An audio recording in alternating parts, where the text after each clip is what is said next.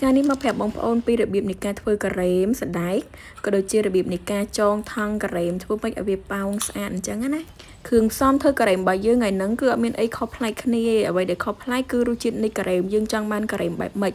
សម្រាប់ថ្ងៃនេះគឺយើងធ្វើការ៉េមសណ្ដែកអញ្ចឹងគ្រឿងផ្សំមានទឹកដោះគោស្រស់សណ្ដែកស្ងោរអំបិលខ្ទិះដូងចុងខ្ទិះដូងដើមទឹកដោះគោខាប់ក៏ដូចជាម្សៅឆាហើយនិងស្ករសដំបូងហ្នឹងគឺយើងដាក់ខ្ទិះដូងចុងចូលបរិមាណរបស់យើងគឺប្រហែលជា1លីត្រកន្លះ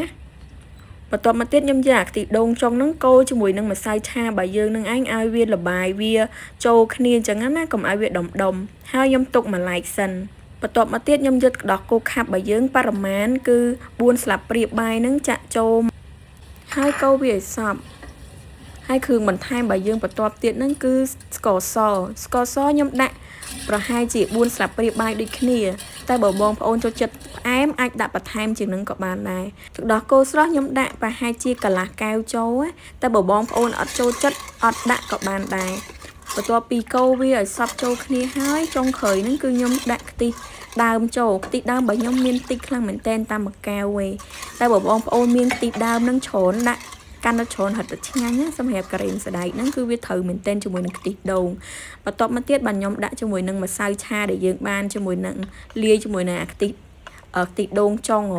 អញ្ចឹងខ្ញុំយកមកដាក់ចូលគ្នាពេលដែលយើងលាយវាអញ្ចឹងហើយគឺម្សៅឆារបស់យើងនឹងវាអត់នៅដុំទេគឺវា smooth ខ្លាំងមែនតែន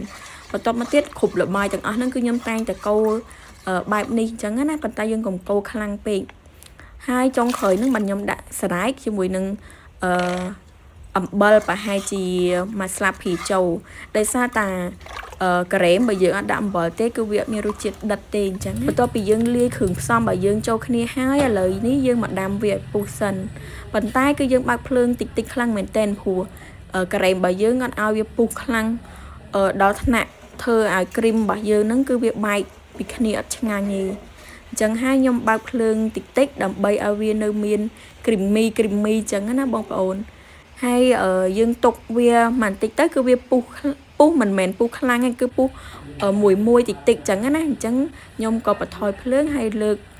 ការ៉េមរបស់យើងនឹងចេញក្រៅហើយសភាពនៃការពុះគឺវាបែបនេះវាអត់ពុះឲ្យច្បោដើម្បីធ្វើឲ្យខ្ទិះរបស់យើងនឹងគឺបែកចេញពីគ្នាឯងគឺវានៅរក្សាទម្រង់ខ្ទិះដដែលតែការ៉េមរបស់យើងនឹងគឺឆ្អិនហើយបន្ទាប់ពីការ៉េមរបស់យើងចុះត្រជាក់ហើយឥឡូវនេះខ្ញុំយកវាមកច្រក់ម្ដងសម្រាប់ការច្រក់គឺខ្ញុំច្រក់ទឹកជាមួយនឹងសណ្ដែករបស់យើងនឹងគឺបរិមាណប្រហាក់ប្រហែលគ្នាតែបើបងប្អូនអត់សូវចូលចិត្តសណ្ដែកច្រើនដាក់សណ្ដែកតិចជាងទឹកក៏បានដែរដោយសារតែអ្នកផ្ទះខ្ញុំចូលចិត្តញ៉ាំសណ្ដែកច្រើនអញ្ចឹងហើយខ្ញុំដាក់សណ្ដែករៀងច្រើនតិចឥឡូវនេះដល់វគ្គពិសេសហើយបន្ទាប់ពីខ្ញុំច្រក់ហើយហ្នឹងដើម្បីចងថង់ទៅឲ្យឃើញស្អាតខ្ញុំធ្វើការបត់មាត់ថង់ហ្នឹងបន្តិចហើយខ្ចោបវាឲ្យចេញប៉ោងបែបនេះហ៎បងប្អូនបន្ទាប់មកទៀតចាំយើងចងជាមួយនឹងកស៊ូរបស់យើងហើយខ្ញុំចងនេះគឺខ្ញុំចងទុកមុខដើម្បីឲ្យយើងមានមុខស្រាយចេញវិញបានណាហើយបងប្អូនណាខ្លះអត់ទាន់ចេះចងកស៊ូនេះចាំខមមិនមកវីដេអូក្រោយចាំខ្ញុំធ្វើពីរបៀបចងកស៊ូហ្នឹងតែបើបងប្អូនមានវិធីសាស្ត្រផ្សេងដែលចងលឿនជាងនេះចាំជួយប្រាប់ខ្ញុំផងព្រោះខ្ញុំក៏ចង់ចេះវិធីសាស្ត្រមួយទៀតដែរយើងចែករំលែកគ្នាទៅចែករំលែកគ្នាមកវាជាចំណេះដឹងទាំងអស់គ្នាអញ្ចឹងណាការ៉េមដែលច្រកមិញហ្នឹងគឺខ្ញុំច្រកបាន26កញ្ចប់ណាហើយខ្ញុំយកវាបំបែកចេញជា2ប្រអប់ដើម្បីយើងដាក់ក្នុងទូទឹកកកទៅវាអត់ទើសគ្នាអញ្ចឹងណាបងប្អូនហើយយើងយកមកក៏ស្រួលញ៉ាំដែរហើយខ្ញុំមានតែការ៉េមសណ្ដែកនឹងមួយមុខទេណាខ្ញុំនៅមានការ៉េមចេកនេះមួយមុខដែរនេះអានេះបងអូនខ្ញុំអ្នកធ្វើទេហើយនេះការ៉េមរបស់យើងវាឡើងរឹងហើយបន្ទាប់ពីយើងទុកមួយយប់ណាហើយរសជាតិក៏ឆ្ងាញ់ដែរបងប្អូនអាចសាកធ្វើបានណា